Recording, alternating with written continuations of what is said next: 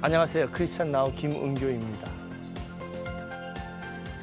눈아리게 맑고 높은 가을 하늘, 이 가을에 사랑하고 존경하는 길벗 영복과 여행한다면 얼마나 행복한 시간이 될지요. 아주 험난한 길도 길벗이 있다면 의미 깊은 인생길이 될 것입니다. 그리고 아주 고통스러운 시간에도 영벗이 있다면 기도와 위안의 시간을 가질 수 있겠습니다. 그런데 길벗 영벗은 잘못 길을 들었을 때 이건 아니다 지적해 줄 수 있고 꾸중해 줄 수 있는 친구여야 하지 않겠습니까? 그런데 내 자신이 잘못했을 때 학력을 도용하거나 논문을 표절하거나 또는 명예를 사고 팔 때 길벗 영벗이라면 잘못했다 이렇게 지적해 줘야 되는데 그것이 아니라 오히려 격려해 주고 함부로 용서해 준다면 그것은 패거리에 지나지 않겠죠. 내 자신이 다른 친구들에게 길벗 영벗이 되고 있는지 아니면 나도 그 패거리에 껴 있는지 한번 반성하고 생각해 보고 싶은 이 가을날 인사드리면서 이 방송을 시작합니다.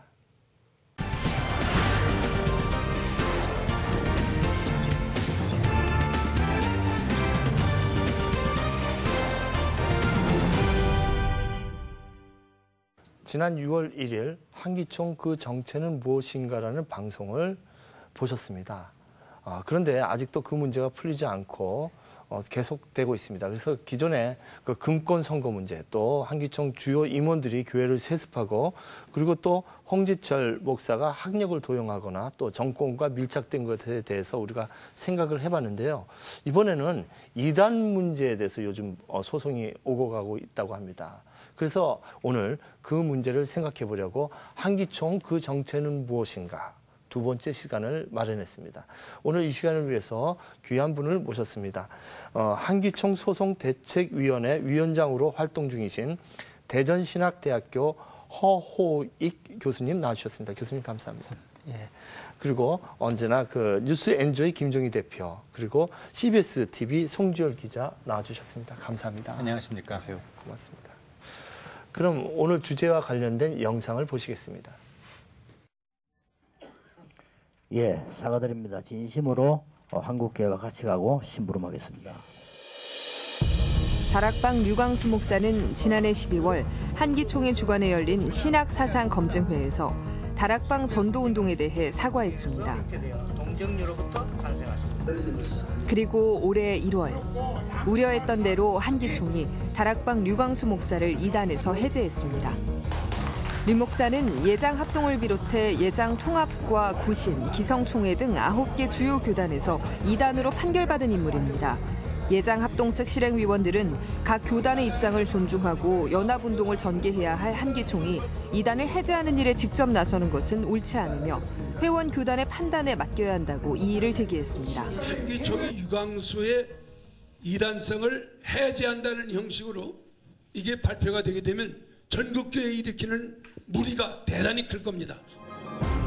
예장 합동과 예장 고신 등 주요 보수 교단에서는 지난 1998년 류광수의 이단 연구 보고서를 그대로 받아들이면서 이번 한기총의 이단 해제 결정을 인정할 수 없다는 입장을 재차 밝혔습니다. 이런 가운데 류 목사는 여전히 이단성 있는 내용들을 고수하고 있는 것으로 드러났습니다. 다락방 계열의 한 홈페이지를 보면 류 목사가 작성한 전도 교재가 올려져 있습니다. 교재 곳곳에서는 다락방이 참 소망이고 하나님의 구원 역사가 이루어지는 센터라고 주장하고 있습니다. 한국 교회가 문제 삼고 있는 배타적 교회관이 그대로 묻어 있는 것입니다. 즉 마지막 때에 다락방만이 유일하게 남을 것이라는 이른바 렘넌트 사상 때문에 이단으로 규정됐었는데 달라진 것이 없었습니다. 다락방 교재에서는 또 9개 주요 교단들이 이단으로 규정한 근거가 됐던 예수의 인성을 부정하는 내용들이 그대로 있습니다. 예수 그리스도를 완전한 신성, 완전한 인성을 지닌 하나님으로 믿지 않고 육신의 하나님의 영만 임한 것이라며 예수의 인성을 여전히 부인하고 있습니다. 또 이단 시대는 가계의 저주론을 그대로 믿고 있고 배려와 귀신론과 유사한 내용들을 담고 있습니다. 이처럼 류 목사는 다락방 전도 방식을 수정하지 않고 다락방 교회도 해체하지 않은 것으로 보여 한기총에 대한 질타의 목소리는 끊이질 않고 계속되고 있습니다. 지난 7월 전국 25개 신학 교수 172명은 성명을 발표하고 한기총이 다락방에 대해 이단 해제를 결정한 것은 한국교회를 혼란에 빠뜨리는 행위라며 다락방을 이단으로 규정한 교단과 한국교회에 대한 심각한 도전이라고 비난했습니다. 그러자 한기총은 이를 규탄한 교수들을 명예훼손으로 고소한 상태입니다.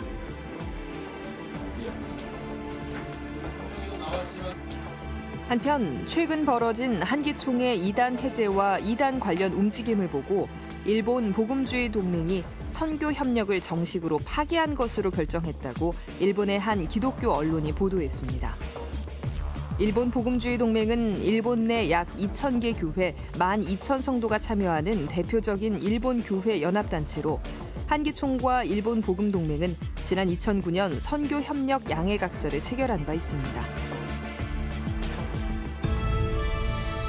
이렇듯 여러 가지 한기총의 이단 해제가 한국교회 전체 정서와 동떨어지고 졸속으로 이루어졌다는 점을 여실히 보여주고 있는 가운데 이례적으로 신학 교수들과 주요 학회가 단합해 끝까지 한기총에 맞서 싸우겠다고 선언해 앞으로의 귀추가 주목됩니다.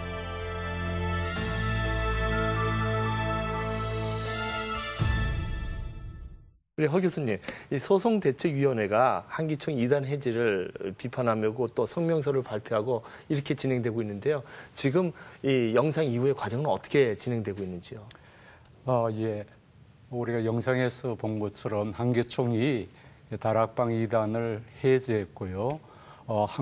예장 통합을 비롯한 한기총의 주요 회원 교단들이 이 문제를 오랫동안 지적했지만은 결국은 이단 해제가 되자 3월 29일 20개 교단이 한기총에서 탈퇴해서 한국교회연합을 구성했습니다.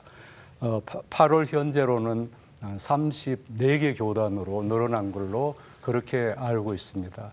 이런 전 과정을 지켜본 교수들은 몇 가지 아주 중요한 위기의식을 느꼈습니다. 첫째는 한기총이 그래도 한국 교회를 대표하는 기관인데 이 자정 능력이 있는가? 그 안에서 이단을 해제했는데 많은 회원 교단들이 그걸 막지 못하고 탈퇴했으니까 하는 자정 능력이 있느냐 하는 문제를 아주 심각하게 생각했고요. 그러니까 한국교회가 이단 문제로 이렇게 시끄러운데 그것을 해제하는데 우리가 침묵한다는 것은 신학자들에게 주어진 역사적 사명, 신학적인 사명을 외면하는 거다 하는 공감대가 형성되었습니다. 그래서 7월 9일 172명의 교수와 6개 학회입니다. 한국 기독교 학회 같은 경우에는 13개의 학회가 모인 공동학회고요. 그 회원수가 1,000명이 훨씬 넘습니다. 그럼 6개 학회 전체에 소속된 교수님들도 몇천 명은 될 겁니다. 그래서 172명 교수와 6개 학회가 한기총의 이단 해제에 대해서 문제를 제기하는 의견서와 성명서를 발표했습니다. 아마 이것도 한국교회 역사상 유례가 없을 것입니다. 이렇게 많은 교수들이 신학적인 입장을 공개적으로 밝힌 것이요. 그런데 또 한국 사법사상 유례가 없는 일이 일어났어요.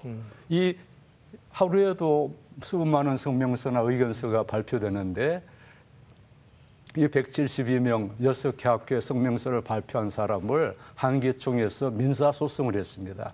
10억 손해배상으로. 그래서 저희들이 정말 이런 예상하지 못했죠.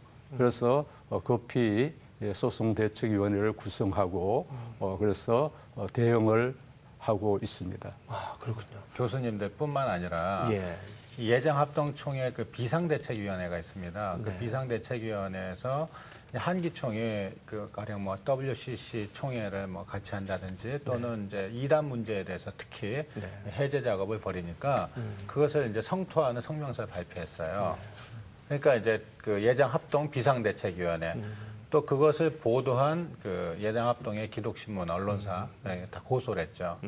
역시도 거기도 32명에게 총 5억 원의 손해배상 청구 소송을 냈습니다. 뭐 그런 식으로 이제 자기에 대해서 비판적인 소리를 내면 일단 소송부터 하고요. 뭐 우리 CBS나 뉴스엔조이 그리고 이제 저희를 포함해서 4개 언론사가 그 당시에 또 한번 그 한기총을 비판한다는 그 이유로 출입을 금지당했고 지금은 뭐 CBS는 좀 풀린 것 같은데 저희는 거기에다 더 이어져 가지고 뭐 불법 침입, 불법 도청 뭐 이런 걸로 저희도 고소를 당한 상태입니다. 그렇구나. CBS도 그 한기총하고 아주 피곤한 관계에 있었다고. 예, 불편한 관계에 있습니다. 예.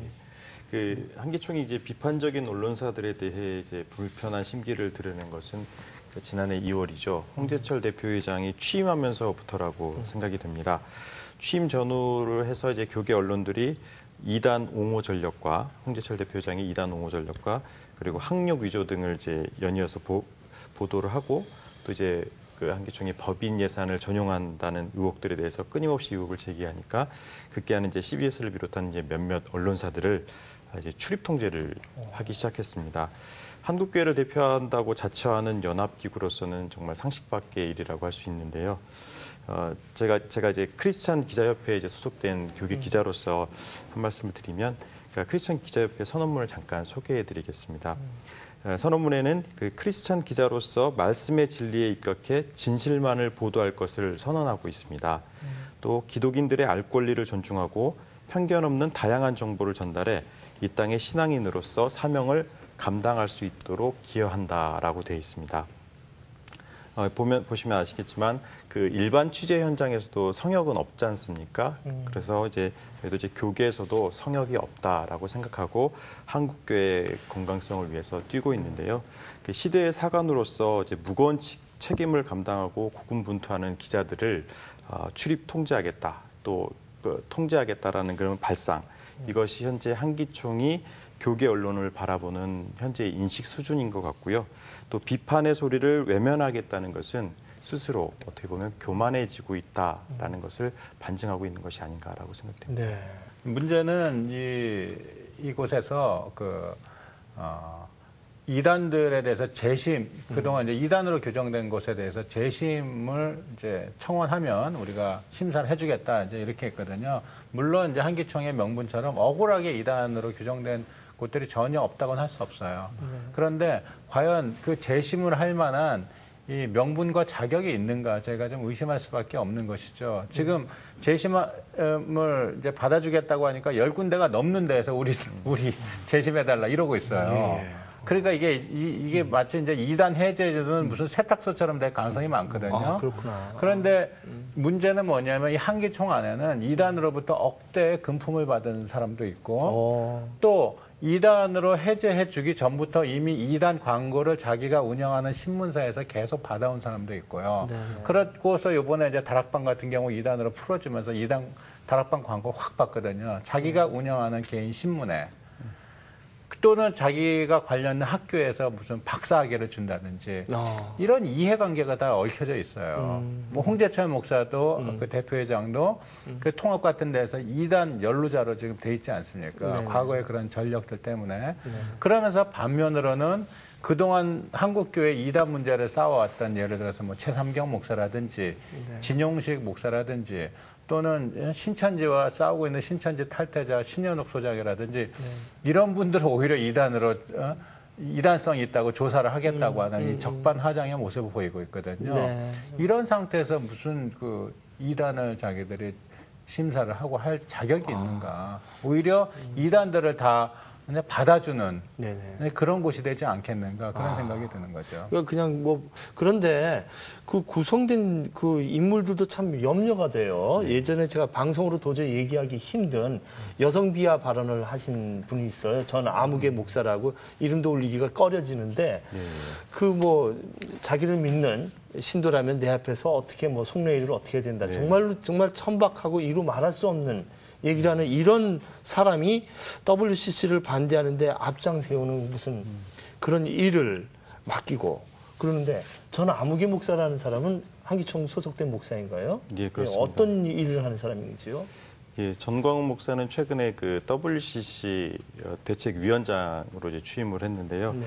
근데 잠깐 전광훈 목사에 대해 잠깐 소개를 해드리자면 한마디로 그 보수 우익을 대변하는 정치성이 있는 그 목회자가 아닌가라는 생각이 듭니다. 그래서 종종 이제 강한 정치 발언 또 그런 것들로 인해서 사회적 물의를 일으키기도 했는데요. 그 잘 알려진 것처럼 지난 2005년에 한 집회에서 그 속옷을 내려야 내 성도라는 발언으로 그 좀 입에 담기도 민망한 그 빤스 목사라는 별칭을 얻기도 했습니다. 최근에는 그 전교조 안에 1만 명의 사람들이 성을 공유하고 있다 이런 말을 해서 또 이제 명예훼손으로 고소되기도 했고요. 또 이제 수업 시간마다 이제 유교를 북침으로 가르친다라고 하면서 그런 어떤 종북 발언이나 이런 것들 때문에 사회적으로 도마에 오르기도 한 인물입니다. 이런 보수 우익을 대변하는 뚜렷한 그 정치적인 행보 때문에 한기총에서도 중용을 한 것이 아닌가라는 생각이 들고요. 이런 그 정치적인 행보는 지난 17대, 18대 대통령 선거 당시에 노골적으로 이명박 후보와 박근혜 후보를 지지해야 한다고 해서 물의를 일으키기도 했습니다. 또 정광훈 목사는 그 기독당을 또 창립하고 이제 주도한 인물인데요.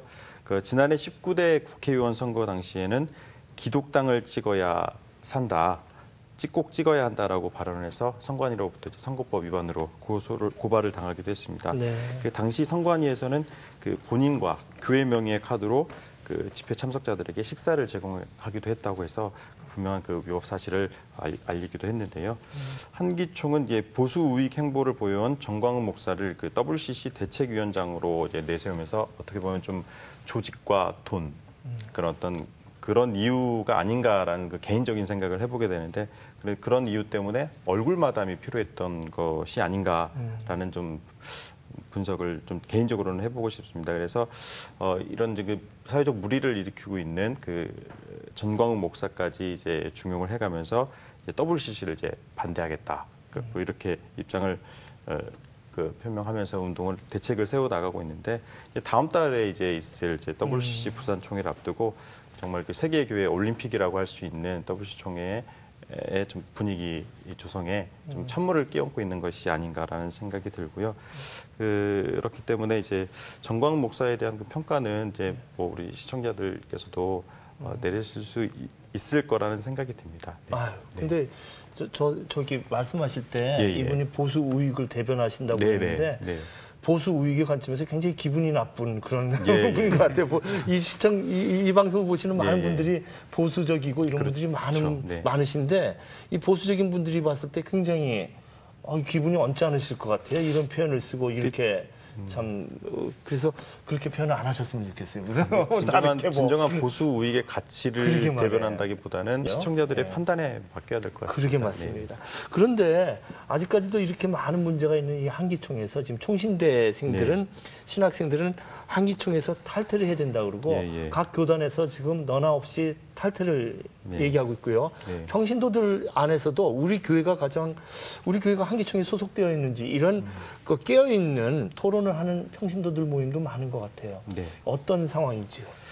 사실 교단 연합기구일 뿐인 한기총이 이단 해제를 이제 할 수 있게 된 것은 작년 12월 달에 홍계철 대표회장 체제에서 실행위원회를 가짐으로써 그 이단을 해제하고 규정할 수 있는 권한을 이제 스스로 이제 부여한 셈이죠. 그래서 그때부터 이제 노고라 됐는데 현재까지 이제 가장 혜택을 받다고 해야 되나요? 이단 해제 혜택을 받다고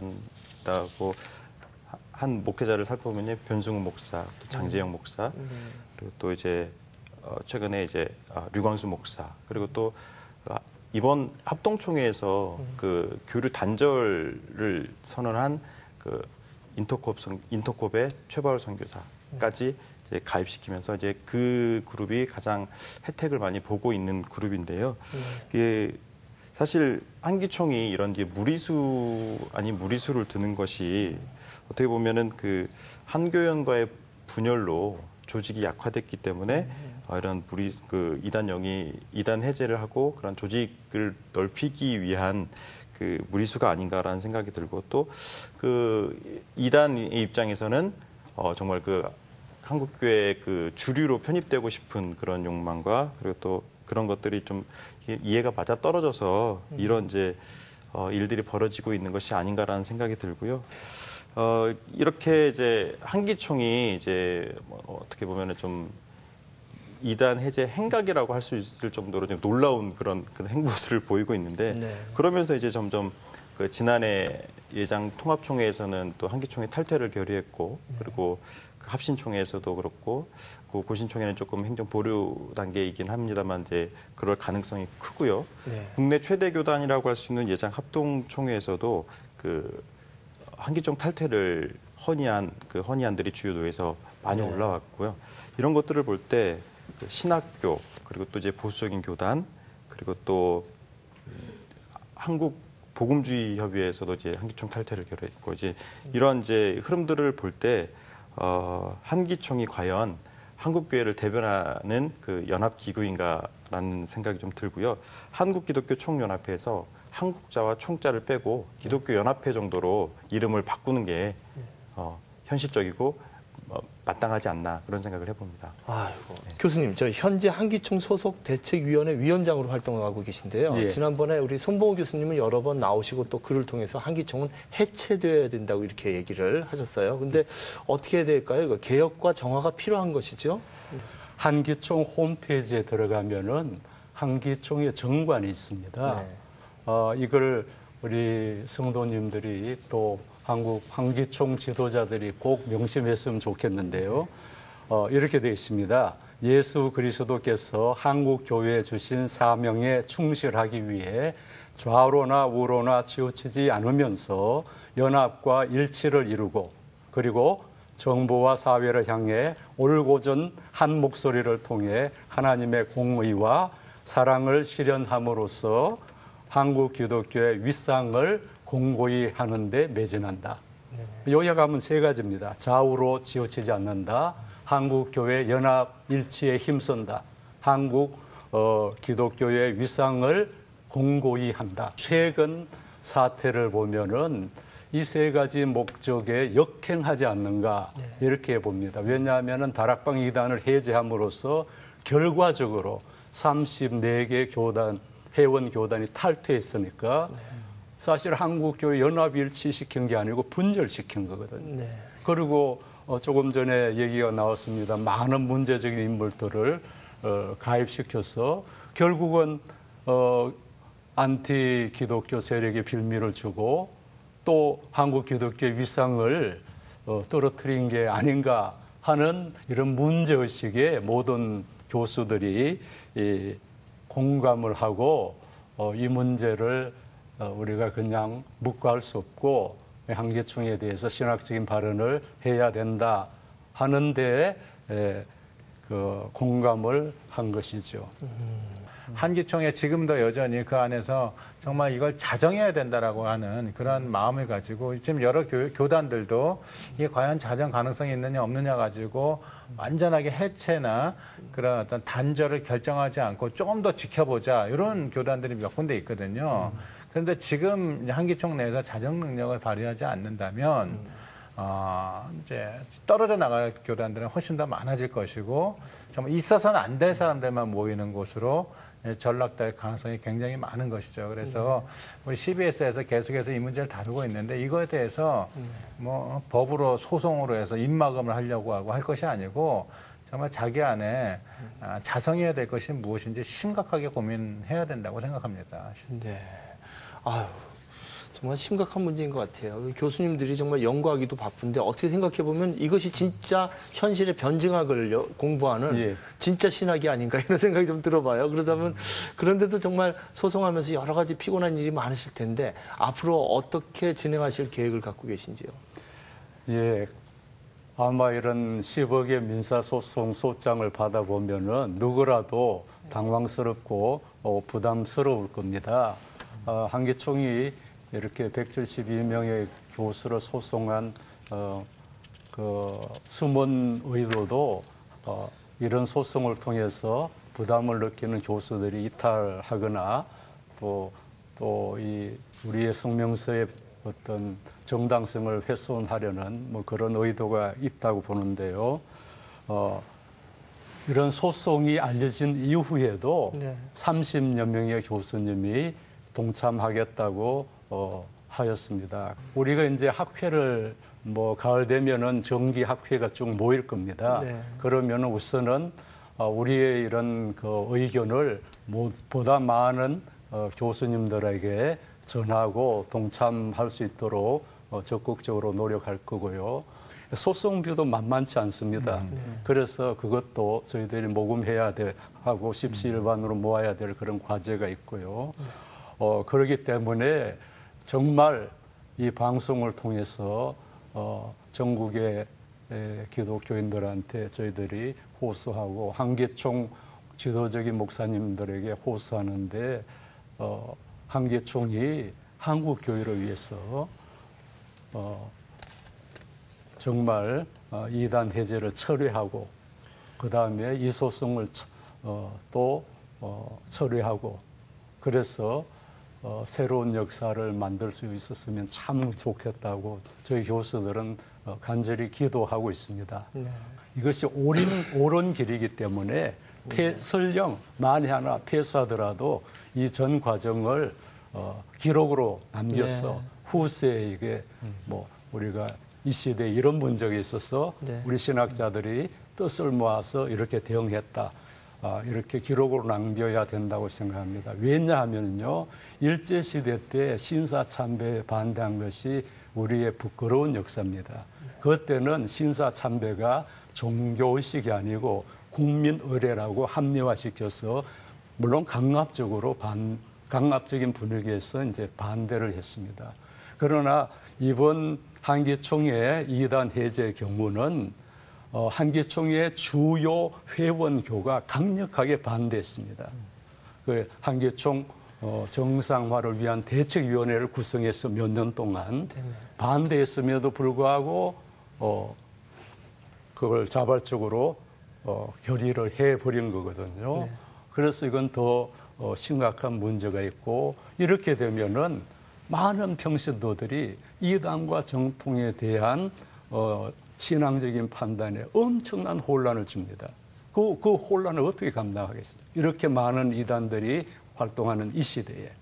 그래서 이것은 한국 교회의 모든 사람들이 관심을 가지고 힘을 모아야 된다고 생각합니다. 고린도후서 1장 20절에 보면은 하나님 말씀 앞에서 아멘으로 영광을 돌려라 이런 말씀이 있습니다. 아멘하고 할렐루야 하면 참 좋죠. 그런데 정말로 하나님 말씀을 전하고 있는지 예수님께서는 판단하라고 하셨습니다.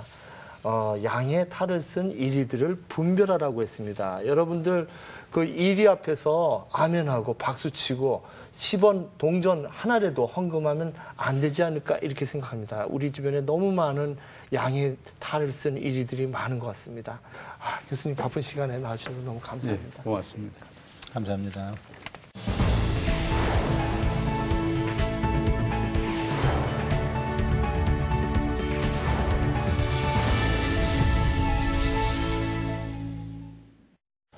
지난달 9월 16일에 개성공단이 166일 만에 재가동되면서 남북관계가 다시 화해 모드로 들어섰다고 이렇게 얘기하고 있습니다. 그런데 얼마 전에 북한이 이산가족 상봉 일정 기간을 미루고 또 금강산 관광 재개를 미루고 이래서 다시 긴장 상태로 들어선 형국입니다. 이런 아주 복잡한 교착 상태에 있습니다. 이러한 상황에서 우리가 어떻게 생각해야 할지 오늘 그 생각을 한번 해보려고 귀한 손님을 모셨습니다. 우리 성공회대학 석자 교수님이시자 참여정부 시절 통일부 장관을 지내신 이재정 교수님 오늘 모셨습니다. 교수님 바쁘실 텐데 나와주셔서 너무 감사합니다. 네, 안녕하세요. 안녕하세요.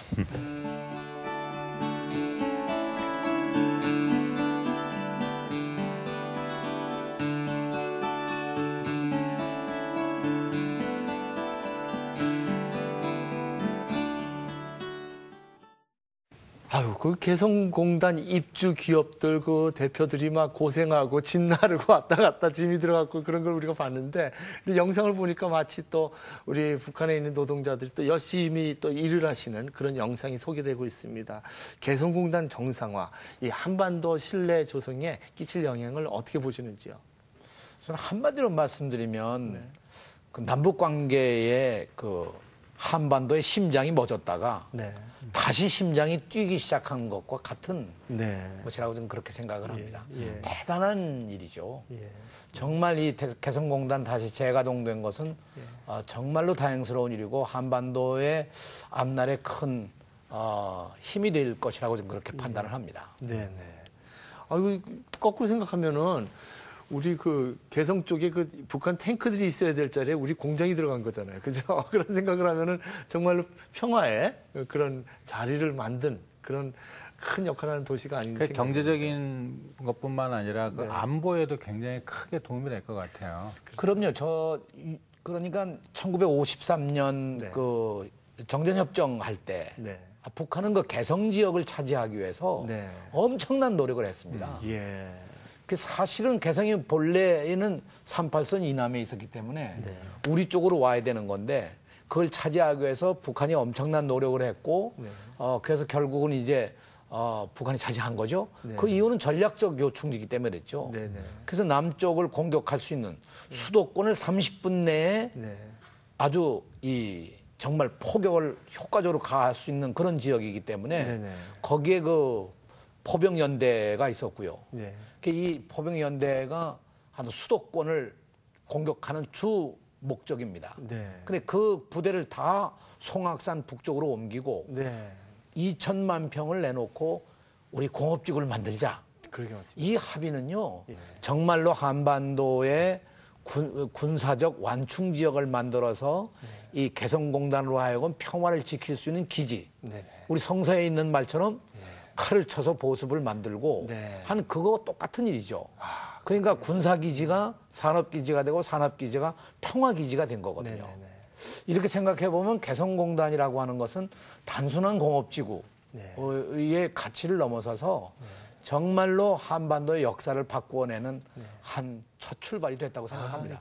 교수님 그 표현이 너무 좋았어요. 평화의 심장이 죽었다가 다시 뛰는 그런 일이다. 이렇게 표현이 너무 우리 기억에 남을 것 같습니다.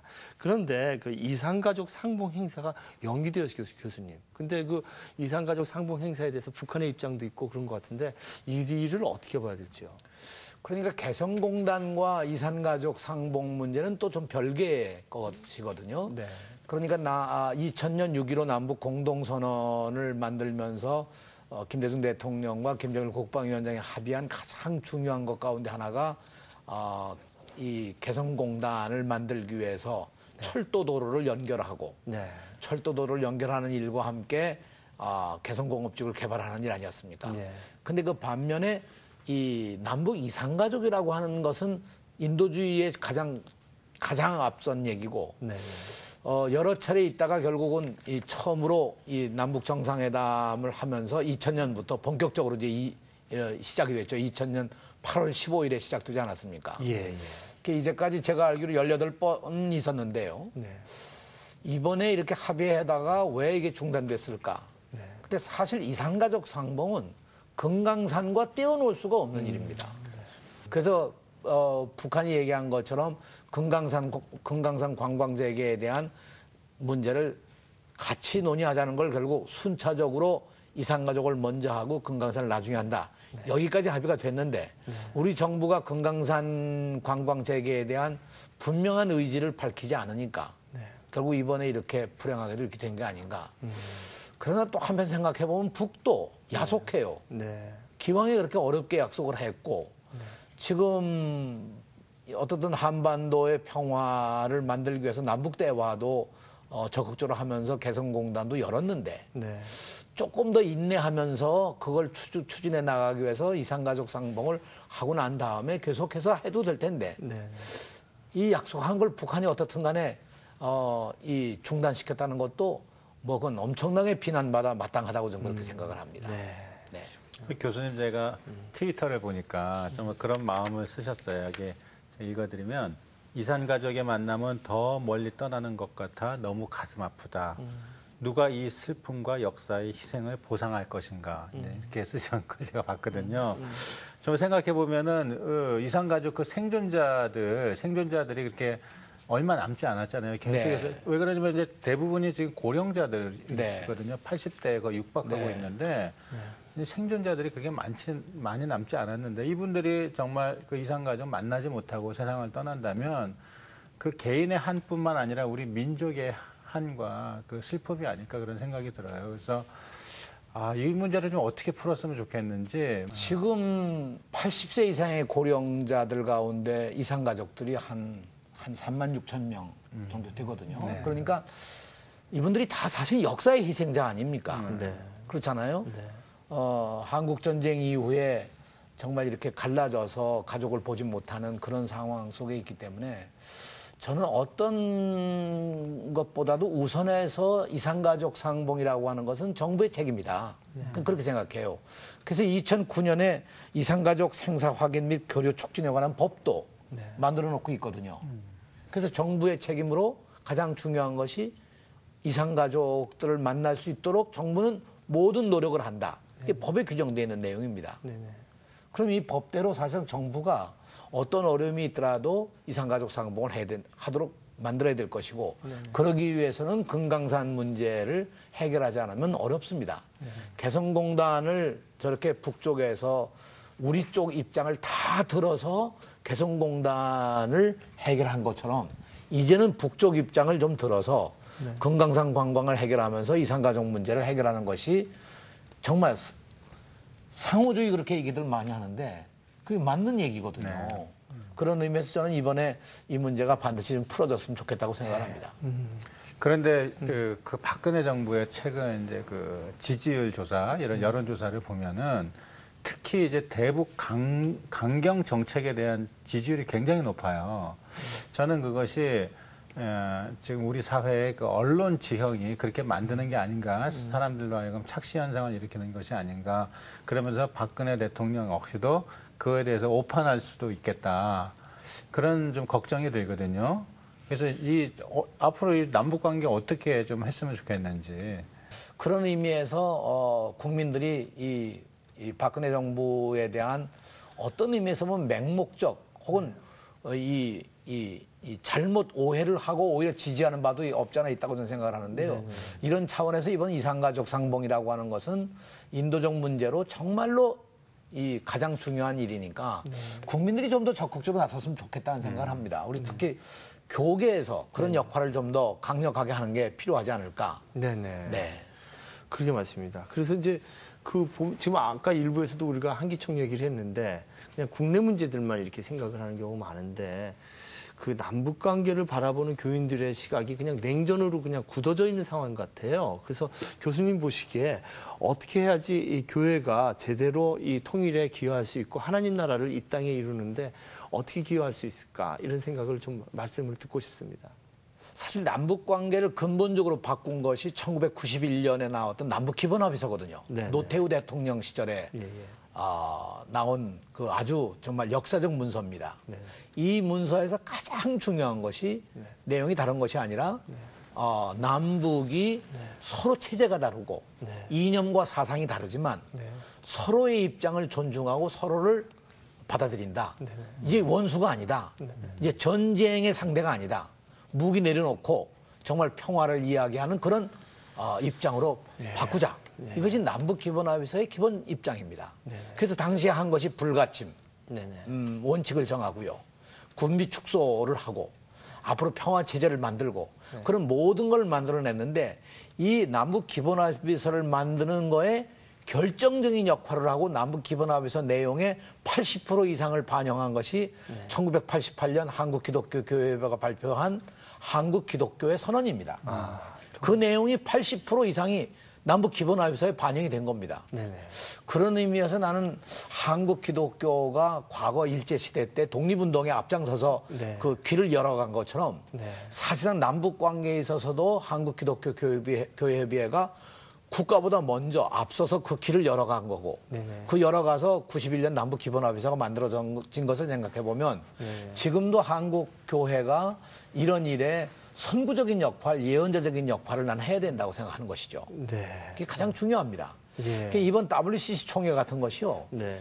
바로 이달 아닙니까? 10월 말에 이제 열리게 되는데 그러면 사실 WCC가 이런 문제들을 열어가는 아주 결정적 기회가 돼야 될 텐데 오히려 지금 한국 교회 대형 교회들이나 이 WCC 회의를 준비하는 준비위원들 가운데 일부가 이걸 오히려 가로막고 있는 것이 너무 안타까운 일이죠. 예. 저는 이번 차제에 어떻든 한국 교회가 다시 한번 역사적 역할을 하고 다만 선언적인 일이 아니라 구체적으로 한반도 평화와 통일을 앞당겨낼 수 있는 그런 아주 중요한 역할을 이제 해야 할 때가 왔다고 생각합니다. 예. 교수님, 근데 그 한 명 한 명 그 개인의 행동이나 생각이 중요한 것 같아요. 그냥 일반 사회인도 그렇지만 이 방송을 보시는 이 방송 이제 그냥 교인이 아닌 분들도 보시거든요. 교인이 아니거나 하여튼 기독교인이거나 이 남북 관계를 어떻게 봐야 될 거예요. 근데 우리 그냥 상식적으로 봐서 저쪽은 그냥 세습을 하고 뭐 고문을 하고 뭐 이런 지옥 같은 사회다. 그래서 그냥 냉전하고 귀찮게만 생각하는 이런 냉소주의가 팽배해 있는 것 같아요. 어떻게 생각하고 어떻게 평화에 기여를 할 수 있을까요, 교수님? 그러니까 우리가 북을 어떻게 볼 거냐, 북에 사는 사람들을 우리가 어떻게 이해할 거냐, 이 분단의 문제를 우리가 어떻게 받아들일 거냐 하는 게 사실 따져보면 개인의 신앙 고백에 관한 것과 연관된다고 생각합니다. 근데 예수의 가르침을 보면 예수께서는 누구든지 다 가리지 않고 와서 같이 먹고 마시고 이야기하고 함께 지내는 그런 공존의 철학을 얘기하고 있지 않습니까? 네네. 전 믿음은 함께 가는 것이지 따로 가는 게 아니라고 생각합니다. 그냥 나하고 같은 사람들만 함께 가고 아닌 사람들은 뭐 못 간다 이건 아니죠.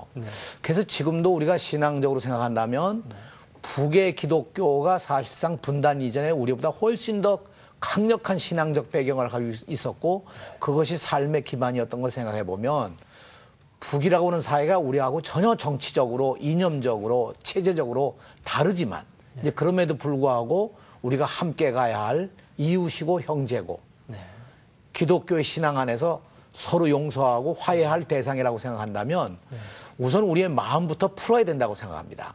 이제 그러기 위해서는 북에 대해서 좀 더 열린 마음으로 보고 이해하는 자세가 있어야 할 것이고요. 우리 내부에서도 무슨 뭐 이념적으로 다르니까 저건 친북 세력, 종북 세력 또는 뭐 요즘에 있는 것은 뭐 좌빨 이런 게 아니고 정말 우리가 어떻게 변화되면서 이 모든 문제를 해결해 갈 수 있을까 하는 건데 그 변화는 교회가 변화하는 게 아니고 내 자신이 변화하지 않을 것 같으면 그 사회를 변화시킬 수 없고 교회를 변화시킬 수가 없는 거죠. 저는 그래서 우리 신자들이 신앙적으로 예수를 진심으로 따른다고 하면 그야말로 북한에 있는 사람들이 어떻게 우리하고 다르더라도 그것을 존중하고 받아들이는 자세부터 해야 평화가 시작된다고 그렇게 생각을 합니다. 저는 지금도 그 1988년 그 한국 기독교의 선언 이것은 지금도 유효한 문서입니다. 그리고 그렇게 돼야 한반도의 평화도 오고 통일도 올 수 있는 문서거든요. 거기서 가장 중요한 것이 역사, 이 분단의 역사, 이 분단이 결국은 원죄가 아니냐. 그 분단에 대한 우리의 책임이 있다.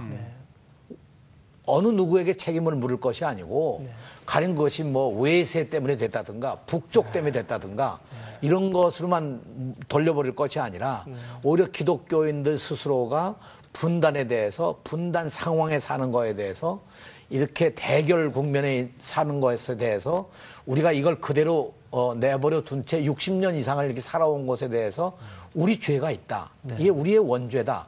이 고백으로부터 시작한다고 해서 그 문서가 대단히 큰 정말 그 좋은 길잡이가 됐다고 생각합니다. 이제 그럼에도 불구하고 그 당시에요 이 죄책 고백 때문에 엄청난 논쟁도 있었습니다.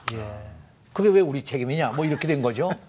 그러나 역사라고 하는 것이 비록 내가 직접적으로 책임이 없다 하더라도 이 상황을 내버려 두고 가는 것도 우리 죄인 거죠. 그렇지 않습니까? 우리 형제간에 가령 잘못되어 있다고 그러면 가서 화해하고 함께 살아야 되지 않겠습니까? 예. 그거 마찬가지로 네. 우리들에게 있어서 분단과 대결 구도를 그대로 두고 산다고 하는 것은 나는 신앙적으로 용납할 수 없는 일이라고 생각합니다. 예. 네.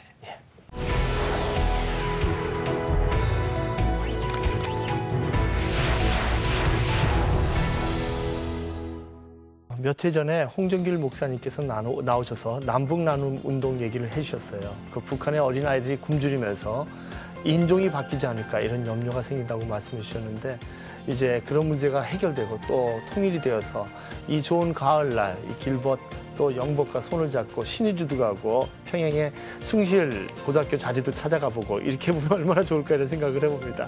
우리가 기도하고 꿈을 꾸고 그것을 위해서 마음을 모아야 할 때인 것 같습니다. 오늘 방송 여기까지 하겠습니다.